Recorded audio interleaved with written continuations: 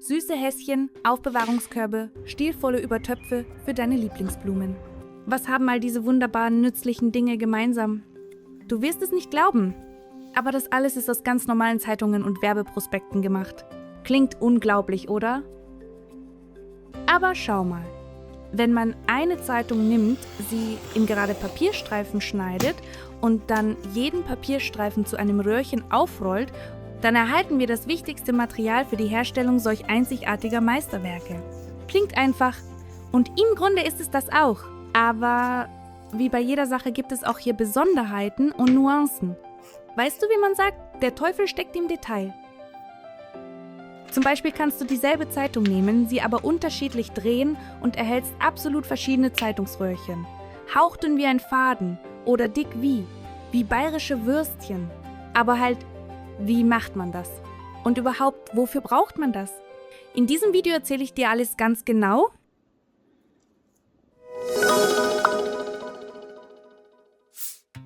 Hallo zusammen, ich bin Katharina. Und du bist auf dem Kanal, auf dem sich gewöhnliches Zeitungspapier in Kunst und nützliche Dinge für zu Hause verwandelt. Und wie du schon verstanden hast, geht es heute um Zeitungsröhrchen. Wenn du schon länger dabei bist, hast du sicher meine anderen Videos gesehen, zum Beispiel Geheimnisse perfekter Röhrchen, verschiedene Drehmethoden, Fehler bei der Arbeit und andere. Aber mir scheint, dass ich das Thema, welche Größen von Röhrchen drehen, noch nicht ausführlich genug behandelt habe. Dabei ist es einer der Hauptfaktoren, der die Wahl des zukünftigen Projekts beeinflusst. Deshalb beginnen wir heute ganz von vorne, gehen kurz die Grundlagen durch und legen den Hauptfokus auf das Thema, warum man für verschiedene Projekte unterschiedliche Röhrchengrößen braucht. Dieses Video wird also sowohl für Anfänger nützlich sein, die gerade erst eine Zeitung in die Hand genommen haben, als auch für diejenigen, die diese erstaunliche Kreativität schon länger kennen. Na dann, legen wir von Anfang an los. Und bitte, gib diesem Video jetzt sofort einen Like, schreibe einen Kommentar und abonniere den Kanal, das ist die beste Unterstützung für mich. Danke für deine Unterstützung. Also, beginnen wir natürlich mit dem Fundament. Und das Fundament dieser Kreativität ist Papier. Und hier, meine Lieben, ist leider nicht jedes Papier für uns geeignet. Lass uns schnell herausfinden, welches Papier wir gebrauchen können. Ganz offiziell gesprochen brauchen wir Papier mit einer Dichte von 35 bis 65 Gramm pro Quadratmeter. Die Dichte ist im Grunde genommen seine Dicke. Je höher die Zahl, desto dicker ist das Papier. Aber um nicht auf diese Details einzugehen, einfacher gesagt, unsere idealen Kandidaten sind gewöhnliche Zeitungen und die meisten Werbeprospekte, mit denen unsere Briefkästen so oft zugestopft werden. Genau Zeitungen sowie Werbeprospekte und Zeitschriften haben die Papierdicke, die wir benötigen. Aber warum ist gerade diese Dichte so ideal für uns? Nehmen wir der Anschaulichkeit halber zwei Extremfälle. Nehmen wir superdünnes Papier, zum Beispiel Toilettenpapier. Na und, das ist doch auch Papier. Nun, je dünner das Papier, desto kürzer, einfacher gesagt, ist seine Lebensdauer. Es verformt sich leicht, weicht beim bloßen Andeuten von Feuchtigkeit auf, reißt leicht. Und das bedeutet, dass es die Belastung, die ihm bevorsteht, absolut nicht aushält. Färben, Tränken, all diese schönen Biegungen. Kurzum, superdünnes Papier ist für uns leider nicht geeignet. Da kommt die Idee auf. Was ist, wenn wir dickes Papier nehmen? Was ist mit dem ganz normalen Büropapier für den Drucker? Es ist schließlich ziemlich stabil, zerfließt nicht wie Zuckerwatte durch Wasser, hält die Form. Und theoretisch kann man es verwenden. Allerdings in der Praxis, ich warne dich vor. Jetzt kommt schwarzer Humor. Einen besseren Witz habe ich nicht gefunden, also sage ich es, wie es ist.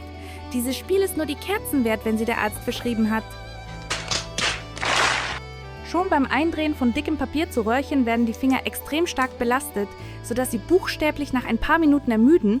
Und beim Flechten werden solche Röhrchen steif. Es ist sehr schwierig, sie sanft zu biegen und in ein Muster einzulegen. Was letztendlich nicht zum ordentlichsten Aussehen der Produkte führt. Genau deshalb ist der goldene Mittelweg für unser Hobby perfekt. Das, was dünner als Büropapier für den Drucker und wesentlich dicker als Toilettenpapier ist. Und das sind genau gewöhnliche Zeitungen und Werbeprospekte. Sie lassen sich leicht drehen, sie zergehen nicht in Sekunden durch Feuchtigkeit und es ist sehr einfach, beim Flechten Flexibilität zu erzielen. Klar, wenn du genauer wissen möchtest, wie man die Dichte bestimmt und welche anderen Papiersorten geeignet sind, habe ich ein ganzes separates Video. Den Link habe ich in der Beschreibung hinterlassen. Schau unbedingt rein, wenn du ein echter Papierexperte werden willst. Nun, wir machen weiter. Also Freunde, wir kommen zum Zuschneiden. Und hier gibt es eine Hauptregel, die sehr wichtig ist. Diese Regel darf man nicht ignorieren. Merke es dir, das Papier muss streng entlang der Fasern geschnitten werden. Ich freue mich, dir mitteilen zu können. Dies ist die einzige Regel, die ich in diesem Video nenne, die man sich einfach merken muss. Die anderen Punkte, die wir später besprechen, kannst du nach eigenem Ermessen ändern, da sie hauptsächlich von Gewohnheit, der Idee und dem gewünschten Ergebnis abhängen. Aber was das Herstellen von Röhrchen betrifft, so ist das Papier streng entlang der Fasern schneiden ein Axiom, das in jedem Fall angewendet werden muss. Also Fasern, was ist das überhaupt für ein Ding? Du weißt doch sicher, dass Papier aus Zellulose hergestellt wird. Und Zellulose sind im Grunde genommen dünne Härchen, die aus pflanzlichem Rohmaterial gewonnen werden. All diese winzigen Fasern sind miteinander verflochten und bilden diesen dicken Papierbrei. Dann wird er geglättet, gepresst, getrocknet und heraus kommt ein Papierblatt. Aber der Trick ist, wenn das Papier ausgewalzt wird, liegen diese Fasern nicht mehr chaotisch, sondern alle ungefähr in einer Richtung. Genau diese Richtung ist die Faserrichtung. Übrigens eine interessante Tatsache, die ich direkt als Anmerkung einfüge. Je schlechter die Qualität des Papiers, desto weniger Holzzellulose ist darin enthalten. Zum Beispiel wird in Zeitungen stattdessen oft Altpapier oder sogar einjährige Pflanzen verwendet. Daher kommt der Unterschied im Gefühl. Zeitungspapier ist so weich, dünn, porös und trotzdem perfekt für das Flechten geeignet. Habe ich dich schon mit Theorie überladen? Keine Sorge, gleich wird alles klarer. Unsere Hauptaufgabe ist es einfach zu verstehen, in welche Richtung diese Fasern in der jeweiligen Zeitung verlaufen. Und hier kommt das Schönste. Um das zu bestimmen, brauchen wir weder ein Mikroskop noch ein Lineal. Der einfachste und genaueste Weg ist, das Papierblatt einfach mit den Händen zu zerreißen. Ja, genau so, wir fassen mutig mit den Händen einen Rand an und beginnen es zu zerreißen. Es können nur zwei Dinge passieren. Schau, wenn der Riss relativ gerade wird, seine Richtung nicht abrupt ändert und es grundsätzlich gut gelingt, das Papier in dünne Streifen zu reißen, dann reißt du in Richtung der Fasern. Das ist es, was wir brauchen. In dieser Richtung werden wir auch schneiden. Nun, und wenn der Riss stark wellig ist, abrupt seine Richtung ändert und zu irgendeiner willkürlichen Form wird, dann reißt du quer zur Faserrichtung. In dieser Richtung sollten wir nicht schneiden, da es sehr problematisch sein wird, das quer zu den Fasern geschnittene Papier zu einem Röhrchen zu drehen. Okay, ich denke, dieser Punkt ist klar. Aber es stellt sich die Frage, wie schneiden wir das Papier, damit unsere Streifen lang werden? Und was machen wir mit jenen Werbeprospekten, deren Seiten verklebt sind? Lass uns auch diese Tricks klären. Also, Freunde, wie schneidet man verschiedene Arten von Werbeprospekten und Zeitungen? Schau, hier ist alles einfach, aber es gibt wichtige Punkte. Wir vergessen unsere Maxime bezüglich der Faserrichtung nicht. Zuerst prüfen wir die Richtung der Fasern und erst dann schneiden wir das Papier. Warum ist das so wichtig? Weil all diese Werbezeitungen und Zeitschriften ganz unterschiedlich sein können.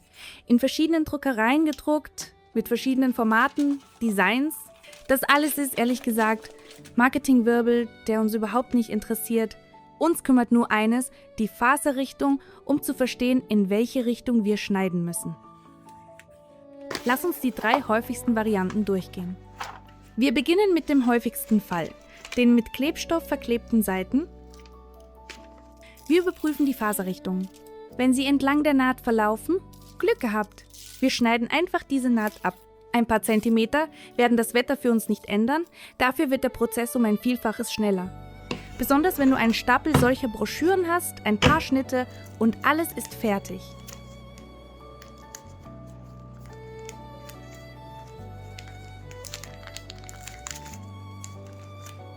Übrigens, ich möchte eine Geschichte erzählen. Vor kurzem hat sich eine Abonnentin bei mir gemeldet. Sie hat alles nach meinen Videos gemacht, die Röhrchen gedreht, alles wie es sein soll. Aber das Problem: Während des Färbens begannen die Röhrchen einfach sich aufzulösen. Wir suchten lange nach dem Grund, dachten, es lag am Kleber. Sie probierte verschiedene Sorten aus und ich hatte auch solche probiert, aber bei mir war alles in Ordnung und bei ihr lösten sich die Röhrchen trotzdem auf. Es schien, als gäbe es absolut keinen Ausweg. Doch die Abonnentin fand selbst den Grund und ich war ehrlich gesagt schockiert, weil ich nicht einmal in diese Richtung gedacht hatte. Es stellte sich heraus, dass die Ränder ihrer Papierstreifen leicht ausgefranst und uneben waren. Und sobald sie diese ordentlich zugeschnitten, einen geraden Schnitt gemacht hatte, verschwand das Problem. Mit so einer Wendung hatte ich selbst nicht gerechnet. Also, worauf will ich hinaus? Das Abschneiden der verklebten Naht ist nicht nur schnell, es ist auch praktisch, denn gerade Kanten des Papiers sind der Schlüssel dafür, dass die Röhrchen beim Färben nicht ausfransen und sich nicht auflösen. Erprobt durch die Erfahrung meiner Abonnentin. Danke, dass ihr auch eure Entdeckungen teilt. Okay, ich bin ein wenig vom Thema abgewichen, aber das waren nützliche Tipps. Wir machen weiter. Kommen wir noch einmal zu der Situation zurück, in der Papierblätter verklebt sind. Wenn die Faserrichtung entlang der verklebten Naht verläuft, diese Situation haben wir besprochen. Das heißt, wir schneiden einfach diese Naht ab und die Papierstreifen sind fertig. Wenn die Naht jedoch quer zur Faserrichtung verläuft, hängt alles von der Länge der zukünftigen Papierstreifen ab. Über die Länge und Breite werden wir später noch ausführlich sprechen, aber vorab nur so viel.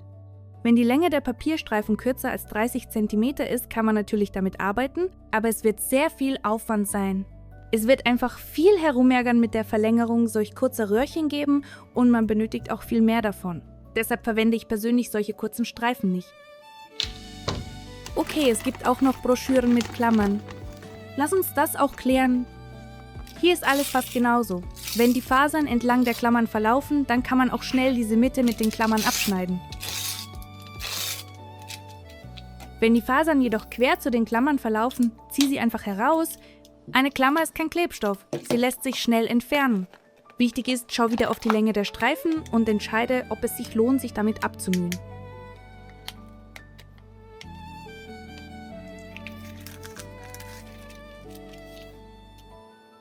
Und die dritte Variante, die bei gewöhnlichen Zeitungen am häufigsten vorkommt, die Blätter sind einfach ineinander gelegt. Das ist überhaupt toll! Wir bestimmen die Faserrichtung, schneiden und fertig. Der einzige Punkt, bei Zeitungen sind die Streifen oft sehr lang, 60 cm und sogar mehr. Und obwohl es anfangs super bequem erscheint, ist es in der Praxis eine echte Herausforderung, solch eine Länge gleichmäßig zu drehen. Man braucht eine ruhige Hand und viel Übung. Deshalb ist es manchmal einfacher, einfach das Überflüssige abzuschneiden und sich eine angenehme Länge zum Arbeiten zu verschaffen. Das sind alle Geheimnisse beim Zerschneiden verschiedener Zeitungen in Streifen. Alles ist logisch, alles ist einfach. Das Wichtigste, beeil dich nicht und überprüfe die Fasern, bevor du schneidest. Nun, wir machen weiter. Und wir kommen zu einer der interessantesten Fragen. Welche Länge und Breite des Streifens gilt überhaupt als ideal? Oh, und genau hier beginnt das Interessanteste. Meiner Meinung nach lautet die beste Antwort auf diese Frage. Welches Projekt planst du zu erstellen? Ich weiß, eine Frage mit einer Frage zu beantworten, verwirrt nur noch mehr. Aber genau hier beginnen sozusagen die individuellen Einstellungen.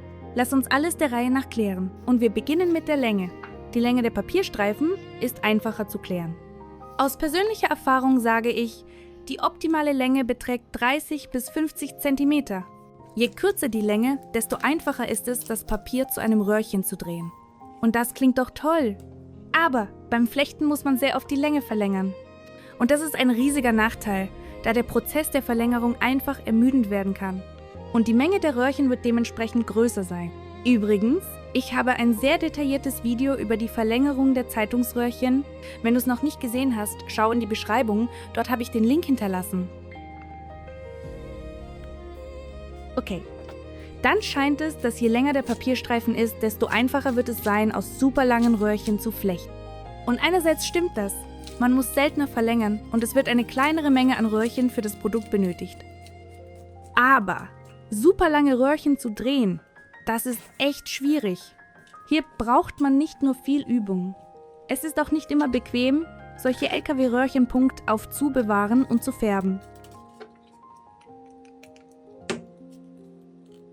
Daraus ergibt sich, dass die optimale Länge 30 bis 50 cm beträgt. Okay, mit der Länge waren wir schnell fertig. Und was ist mit der Breite? Mit der Breite ist es etwas komplizierter. Denn die Breite des Papierstreifens hängt direkt vom nächsten Faktor ab. Lass uns schnell die nächste Frage klären und dann zur Breite der Papierstreifen zurückkehren. Was ist dieser Stab, auf den das Papier aufgewickelt wird? Das ist eine ganz gewöhnliche Stricknadel. An ihrer Stelle kann jeder stabile, dünne, gerade und vorzugsweise lange Stab verwendet werden. Zum Beispiel eine Speiche von einem Regenschirm, einem Fahrrad, ein hölzerner Küchenspieß, ja sogar der Stab von Wunderkerzen. Das Wichtigste ist, dass dieser Stab gerade, stabil und dünn ist. Und den genauen Durchmesser dieses stabilen, dünnen Stabs zu kennen, wird sehr nützlich sein. Schau, die Sache ist die. Egal wie man es dreht, egal wie lang die Röhrchen du machst, wir benötigen immer Dutzende, wenn nicht Hunderte von Röhrchen für ein mittelgroßes Produkt. Und damit das Flechten bequem ist und das Produkt ordentlich aussieht, müssen alle Röhrchen identisch sein wie Zwillinge. Die Farbe berücksichtige ich nicht, da das ausschließlich Geschmackssache ist, aber Parameter wie Dicke und Länge, das sind wichtige technische Parameter für ein komfortables Flechten. Aber wie macht man Hunderte, wenn nicht Tausende von Röhrchen identisch? Ganz einfach. Wir brauchen eine Stütze, die genau diese Einheitlichkeit vorgibt. Und die Stricknadel dient für mich gerade als diese Stütze, die den von mir benötigten Durchmesser der Röhrchen vorgibt.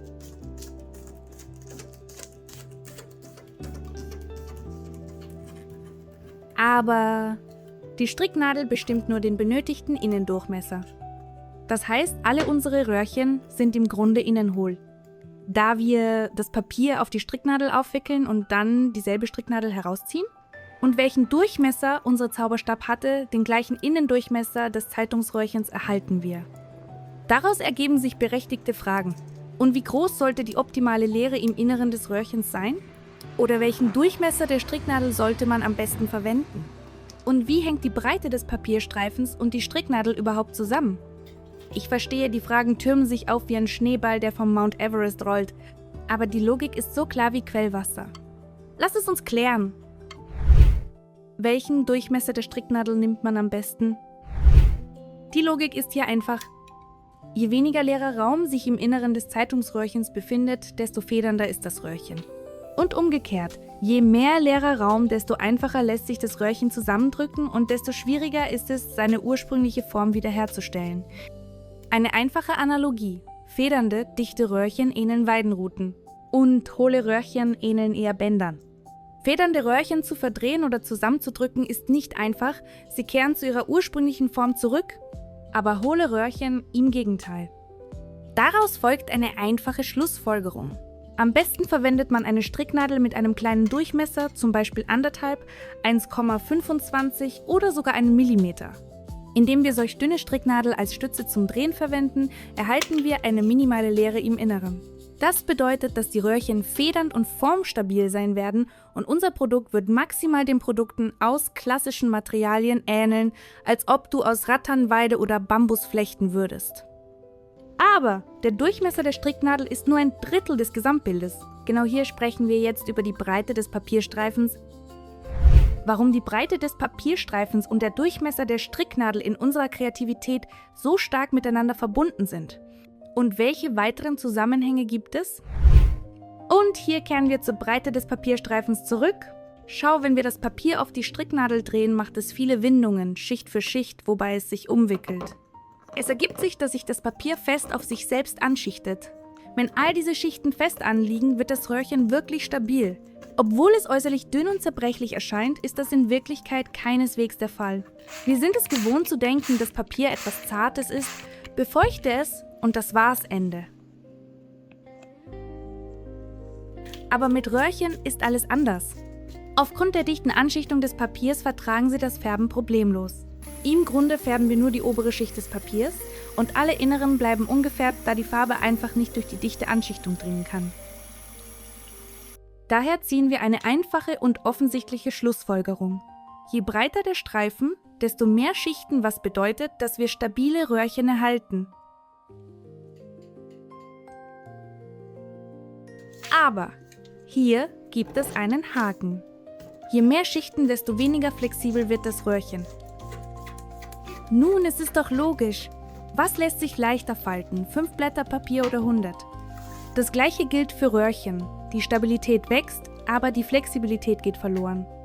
Und was ergibt sich daraus? Je breiter der Streifen, desto stabiler und federnder ist das Röhrchen, aber gleichzeitig auch weniger beweglich. Je schmaler der Streifen, desto weniger stabil ist das Röhrchen, aber dafür lässt es sich leichter biegen.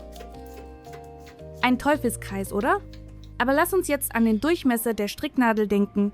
Schließlich sind die Breite des Streifens und der Durchmesser der Stricknadel sehr eng miteinander verbunden. Die Leere im Inneren des Röhrchens beeinflusst auch die Flexibilität und die Stabilität.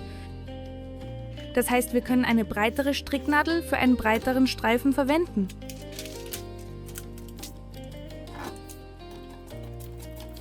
Oder eine dünnere Stricknadel für schmale Streifen.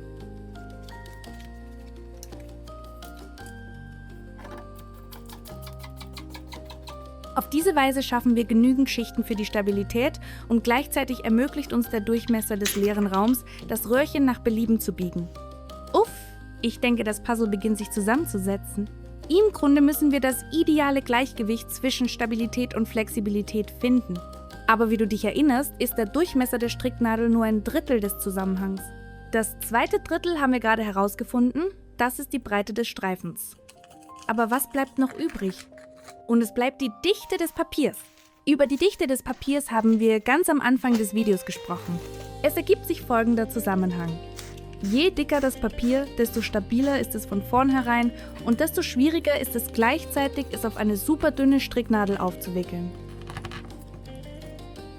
Und je dünner das Papier, desto weniger stabil ist es, aber desto einfacher lässt es sich auf eine super dünne Stricknadel aufwickeln. Genau, daraus ergeben sich unsere 3 Säulen. Die Dichte des Papiers, der Durchmesser der Stricknadel, die Breite des Papierstreifens. Diese 3 Faktoren sind so stark miteinander verbunden, dass sie beeinflussen, welche Röhrchen wir erhalten können. Und das Interessanteste ist, mit diesen 3 Faktoren kann man nach Belieben jonglieren. Aber über das Jonglieren sprechen wir etwas später. Da dein Kopf von all dieser Theorie wahrscheinlich schon leicht raucht und irgendwie scheint mir, dass du einfach eine einfache, magische und universelle Formel bekommen möchtest. Und weißt du was? Ich verstehe dich vollkommen. Ganz am Anfang meines kreativen Weges sah ich diesen ganzen Zusammenhang einfach nicht. Und erst nach vielen Versuchen, Fehlern und vielen Rückschlägen habe ich doch einen Anhaltspunkt gefunden, den man als Grundlage nehmen kann, um nicht die Nadel I am Heuhaufen suchen zu müssen. Also, ich persönlich orientiere mich an solchen Größen der Breite des Papierstreifens I am Verhältnis zum Durchmesser der Stricknadel. Und, wie du dir schon denken kannst, je breiter der Streifen und der Durchmesser der Stricknadel, desto dicker wird das Röhrchen sein. Und umgekehrt. Und jetzt kommen wir logisch zur nächsten Frage. Warum braucht man überhaupt Röhrchen unterschiedlicher Dicke und Größe? Lass uns das herausfinden. Wie du bereits verstanden hast, bist du selbst der Schöpfer deiner idealen Röhrchen.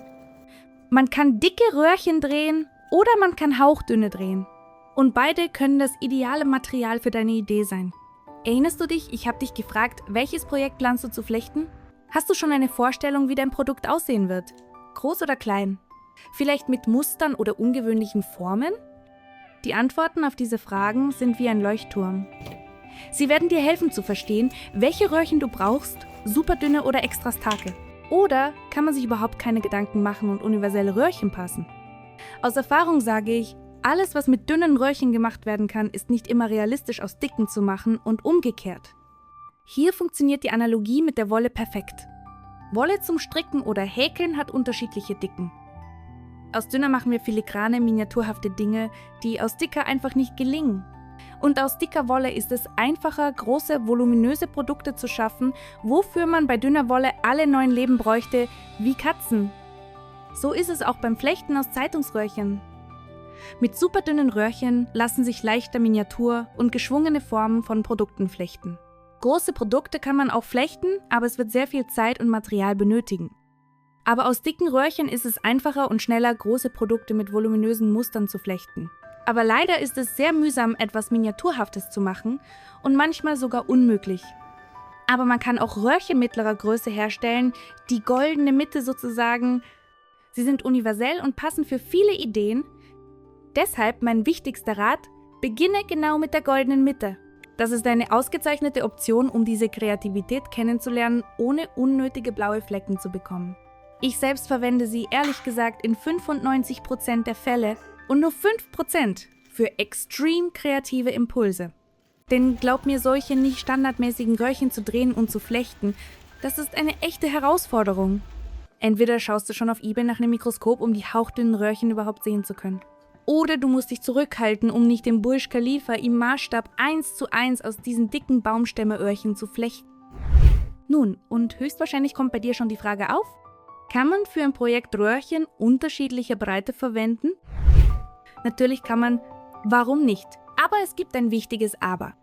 Wenn man in einem Projekt Röhrchen unterschiedlicher Größe verwendet, muss man den Prozess der Verlängerung während des Flechtens im Voraus durchdenken. Ich erinnere dich, in jedem Projekt aus Zeitungsröhrchen ist die Verlängerung ein unvermeidlicher und häufigster Prozess. Über die Verlängerung der Länge habe ich ausführlich in diesem Video erzählt. Der Link wartet in der Beschreibung auf dich. Schau unbedingt rein. Also, wenn man Röhrchen unterschiedlicher Dicke verbindet, passen sie möglicherweise einfach nicht dicht zusammen. Daraus folgt die Schlussfolgerung. Für eine einfache, schnelle und dichte Verlängerung ist es besser, identische Röhrchen, das heißt gleiche in der Dicke, zu verwenden. Aber Moment, wie kombiniert man dann verschiedene Röhrchen? Ganz einfach. Zum Beispiel kann man Röhrchen unterschiedlicher Dicke für die Ständer verwenden. Nehmen wir an, für die Ständer werden dicke Röhrchen verwendet und in den Reihen dünne. Man kann auch ein Muster hervorheben, zum Beispiel ein Akzent. Muster flechten, das aus einer oder mehreren Reihen besteht, mit Röhrchen anderer Dicke. Oder man verwendet sie zum Beispiel für Griffe oder dekorative Elemente. Im Allgemeinen kann man unzählige Varianten erfinden. Bei einer solchen Kombination wird die Verlängerung keine Schwierigkeiten bereiten und die Kombination verschiedener Röhrchen wird organisch und interessant aussehen. Also habt keine Angst zu experimentieren, zu kombinieren. All das ist sowohl fesselnd als auch sehr originell. Nun, die ganze Theorie und Vorbereitung haben wir jetzt in der Hand. Es bleibt der letzte Schritt, der Prozess des Röhrchendrehens selbst. Und weißt du, was das Interessanteste ist? Röhrchen kann man auf unterschiedliche Weise drehen. Auch dort gibt es ihre Tricks, ihre Feinheiten und sogar kleine Geheimnisse. Übrigens, auf meinem Kanal gibt es bereits mehrere sehr detaillierte Videos zu diesem Thema. Deshalb, um mich nicht zu wiederholen und dieses Video nicht endlos in die Länge zu ziehen, schau unbedingt in die Beschreibung, dort warten alle notwendigen Links auf dich. Und zum Schluss ein kleiner, aber sehr nützlicher Tipp, den ich immer verwende und dir rate. Gewöhne dir an, deine Röhrchen Rohlinge zu beschriften. Glaub mir, das spart dir eine Menge Zeit, besonders bei der Planung. Denn die Dichte des Papiers in verschiedenen Zeitungen und Broschüren unterscheidet sich und selbst wenn du die gleiche Stricknadel und die gleichen Parameter der Papierstreifen verwendest, werden die Röhrchen trotzdem etwas unterschiedlich. Genau da helfen solche Spickzettel, sie vereinfachen die Sortierung, helfen, schnell das benötigte Material zu finden und die Zählung der Rohlinge wird viel einfacher. Eine kleine Gewohnheit und sie spart Nerven und Zeit einfach magisch. Nun gut, damit werden wir aufhören. Vielen herzlichen Dank, dass du das Video bis zum Ende angeschaut hast. Das ist mir wirklich sehr wertvoll. Wenn die Information nützlich war, unterstütze mich mit einem Like und abonniere den Kanal, um keine neuen Videos zu verpassen. Und in den Kommentaren schreibe unbedingt, hast du schon versucht, Röhrchen unterschiedlicher Dicke zu drehen? Welche magst du lieber? Dünne, mittlere oder dicke?